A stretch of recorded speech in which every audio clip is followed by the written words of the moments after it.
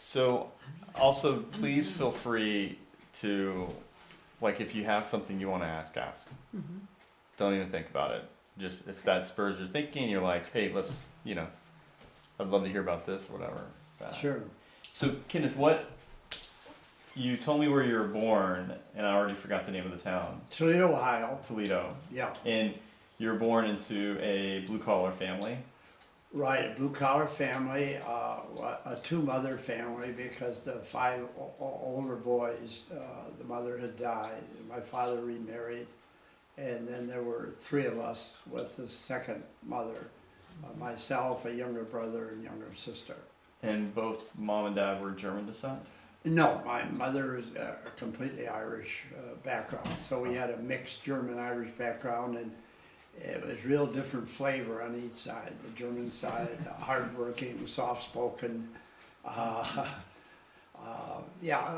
good hardworking people, but not saying much most of the time, while the Irish were the very opposite in terms of, if you visit their home, it was always lively and all things going on. So as kids, we kind of liked to go to my mother's relatives, rather than the father ones sitting around saying yeah and so forth, So yeah, the Irish side tended to dominate, I think, our lives. And my father and mother both came from big families. My father came from a family of 9. And my mother from a family of 11, so I had a lot of aunts and uncles and cousins and all this stuff, and most of them lived in Toledo area.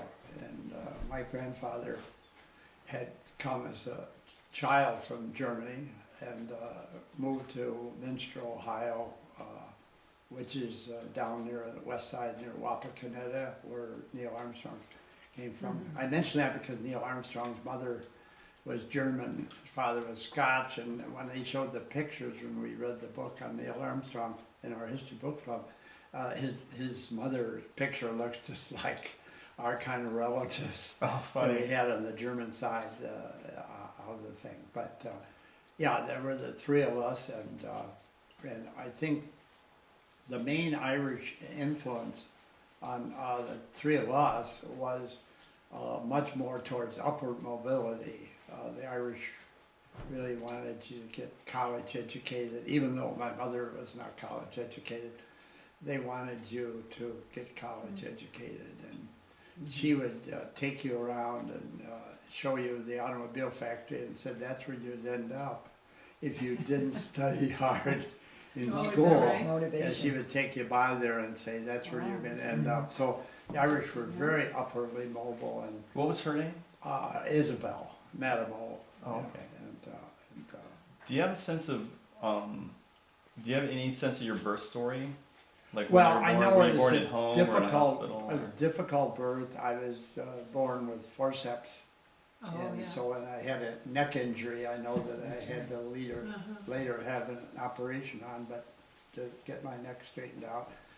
But otherwise, it was good, and I never had the only early childhood thing that was not so good was I had scarlet fever once, and all the family had to leave, and I was just at home with my mother, and my father would come home at night from work, from the newspaper. But other than that, I don't remember. Happy childhood. We went to except for first the kindergartens, we went next door to the public school, but after that we went to the Catholic school about 1.5 miles away, and to me that was also a pleasant experience. I don't have any of those stories you hear about how bad the nuns were and all that kind of stuff. Both my brother and I, we were quite happy with the thing, and the only unhappy thing came when we graduated from elementary grade school, and my father said we couldn't go to the Catholic high school because it cost too much. So, and so we had to go to public high school where we didn't know many people. And anyway, but that turned out all right eventually too, because I spoke a little bit in the class this morning about transcendentalism, and if had gone to public high school, I never would have met this minister's son, and he got me interested in Emerson and Transcendentalism and studying Greek so we could read the New Testament in Greek and stuff like that, you know. So I met a lot of people at the public high school I never would have met without going to the Catholic high school. But no, it was, I think, a fairly pleasant childhood. My older brothers, except for one, were not close to us, and they had moved away mostly by the time we were in school. But one older brother was very good for us. Albert, his name was, and he fought in World War II and was at Kasserine Pass, one of the worst defeats in American military history. And he told me afterwards that when they had the next war, there'd be two guys missing, him and the guy they sent after him. But he fought and had a lot of interesting stories to tell about the German prisoners and how friendly they were with him once they found out his last name and that he was a Landsmann, a countryman, and so forth. But no, so my early days, and I liked school, I liked studying in school and things like that. And so can you tell me a little bit about the, because you came from a blue collar family, and they were working, you said, at the presses and then also at the car factory. Is that right? oh yeah, well the people in the neighborhood mostly worked in the automobile industry. Okay. My father worked at and my older brothers, except for one was an electrician and four were printers in some form or other, pressmen or linotypists that set up the press, or, you know, they were in some form of printing industry. The other one was an electrician, the one just the youngest of the older five boys. And so the encouragement from my father was to do the same. He thought I should become a tool and die maker, which is kind of the king of the trades, you know. And so when I went to high school, he insisted that I take all these shop courses, and which I didn't really want to take, but later as an engineer I was glad that I did take. And so I didn't, when I thought, my real ambition very early was to go to West Point. That I wanted to go into West Point, and then I wanted to fly like the guys in the Royal Air Force. I mean, these stories of these Spitfire pilots and the Battle of Britain and all that. Cause, and in fact, when I was in my junior year of high school, my friend and I were going to leave high school and enlist in the Royal Canadian Air Force.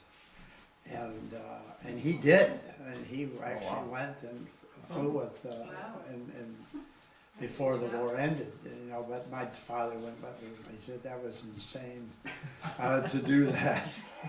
So I was very disappointed that I couldn't go in the Royal Canadian Air Force, you know, and because they would let you in without a high school diploma, while yet for to go in the Army Air Corps, you had to have a high school diploma. So, and we thought the war would end before we would, and it did, and before we got out of high school, and so we'd missed the war, and we said we didn't want to miss the war. We wanted to go over there, and so. But anyway, I didn't go, and he went, and so forth. So. Do you keep up with him? Huh? Do you keep up with him? Yeah, for a while I was at the academy, but then he moved to Canada, and I kind of lost track of him after that. Yeah, right. We were big buddies, and we had this romance about flying, and we belonged to the Civil Air Patrol, and we learned to fly Piper Cubs in the Civil Air Patrol. Oh wow! And they didn't charge you anything or anything, you know. And we just thought that was great, but. Anyway, then later in my last year, I did take the exams for that the congressman and the state senator, Senator Taft, gave for if you wanted to go to the West Point or Annapolis. You took these, not the entrance exams, but just tests to see how well you would do or something, I guess. And anyway, I did hear about the results of that, and they were late in coming out, and so I said, that's that everybody I had was friends were enlisting in the army, so as soon as I got out of high school, I went and enlisted in the army. So I'm gonna And, stop you for a second. yeah, Just take that.